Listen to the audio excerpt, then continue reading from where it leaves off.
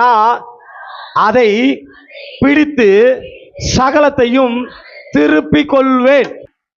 எதை பிடித்து? நான் அதை ஆசீர்வாதத்தை திருப்ப போறீங்க. எதை பிடிக்க போறீங்க? நான் வார்த்தையை பிடித்து ஆசீர்வாதத்தை திருப்பிக் கொள்வேன்.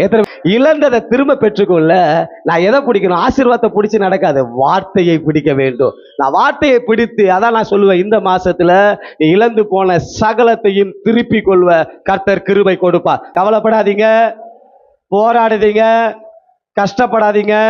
நீங்க இழந்து போன சமாதானம், பொருளாதாரம், சரீர சுகம் எல்லாத்தையும் கர்த்தர் திரும்ப தருவார்.